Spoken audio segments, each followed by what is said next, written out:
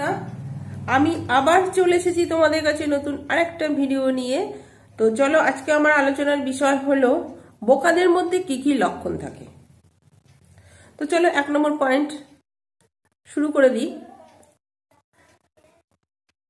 অল্পতে রেগে যাওয়া। অল্পতেই রেগে যায় যারা,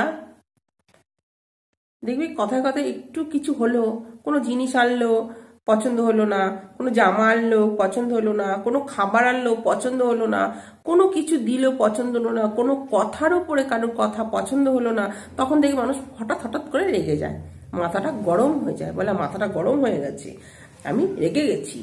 হ্যাঁ, তো এই অল্পতে হঠাৎ হঠাৎ করে কোনো জিনিস মতের মেন কথা হলো মতের অমিল হওয়াটাকেই অল্পতে রেগে যায়।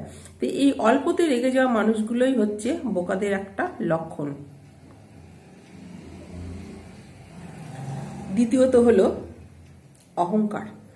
অনেকের দেখবে প্রচুর অহংকার থাকে, আমার এত টাকা আছে ব্যাংকে, আমার এটা বাড়ি আছে, আমার একটা গাড়ি আছে, আমার একটা জমি আছে। দেখো অনেকেই বলে এই কথাগুলো, অনেকেই বলে। এই কথাগুলোর প্রবণতা যাদের মধ্যে দেখা যায় তারাও 1 নম্বরের বোকার পর্যায়েই পড়ে। এই লক্ষণগুলো অহংকার দেখায় কারা? আজ আছি বেঁচে, কাল বেঁচে থাকবো না। এই সামান্য কয়েকটা একটুখানি সময়ের মধ্যে, এইটুকু সময়ের মধ্যে একজন আরেকজনকে দেখে অহংকার দেখানো, এটা ঠিক দেখায় না। তার জন্য এই অহংকারটাও বোকার পর্যায়েই পড়ে। তুমি অহংকার দেখাবে কাকে? তোমার যা আছে তুমি কাউকে দেবেও না, আর অন্যের যা আছে তুমি তার কাছ থেকে নেবেও না। তুমি অহংকার কাকে দেখাবে? তারপরে বলি, অনেকে দেখবে তুমি গল্প করছো, কথা বলছো, তোমার কথা পুরোটা শুনলো না, অথচ মাঝখান থেকে উত্তর দিয়ে বসলো, উল্টো বুঝে উত্তর দিয়ে বসলো। পুরো কথাটা তো আগে শোনো, তারপরে তুমি উত্তর দাও। সেটা করে না।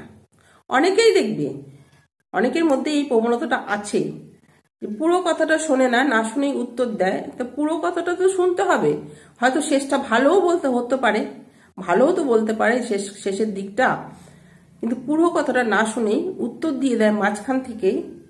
সেটাও কিন্তু একটা বোকামির লক্ষণ। অনেককেই দেখবে অতীতের ভুল থেকে শিখে যায়, তারা চালাক।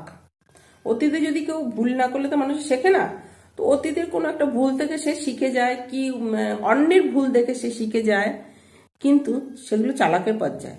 কিন্তু তুমি বারবার একই ভুল করবে, সেটাও কিন্তু বোকামির লক্ষণ। আর দেখবে হিসেব না করে চলা। তোমার যতটা আয় থাকবে ততটা তো ব্যয় করবে। তুমি যদি 100 টাকা আয় করো, 100 টাকাই ব্যয় করে ফেলবে না, তোমার কিছুটা সঞ্চয় করেও রাখতে হবে। এই হিসেব না করে চলাটাও কিন্তু বোকামির লক্ষণ। আর বোকারা দেখবে অল্প একটু জিনিস পেলে খুব খুশি হয়। সামান্য একটু কোনো একটা, ধরো তুমি একটা জিনিস, কাউকে যদি একটা বিস্কুট এনে দাও, কি কাউকে একটা চপ এনে দিলে, কাউকে একটা টিপের পাতা দিলে, কাউকে একটা গলার একটা হার কিনে দিলে, কি একটা শাড়ি এনে দিলে, দেখবে তারা ভীষণ খুশি হয়। চালাক লোকেরা কিন্তু হবে না, তারা কিন্তু অন্যান্য দিকে চিন্তা করবে। কিন্তু বোকারা এই অল্প একটু জিনিস পেয়ে খুব খুশি হয়, এটাও কিন্তু বোকামির লক্ষণ। ভবিষ্যতে এইসব সম্পর্কে সচেতন হও, ভবিষ্যতে এইসব জিনিসের উপর সচেতন হও। তো চলো বন্ধুরা, আজকে আমার এই বোকার লক্ষণগুলো তো শুনলে, তো কার কার মধ্যে এই বোকামির লক্ষণগুলো আছে অবশ্যই তোমরা খুঁজে বার করে নিও। তো আজকে আমার এইটুকুই রইলো, বোকামির লক্ষণগুলো শুনলে তো। তো চলো আজকে আমার এইটুকুই রইলো। নমস্কার বন্ধুরা, কালকে আমি আবার আসবো। যদি ভালো লাগে তো অবশ্যই লাইক কমেন্ট করো।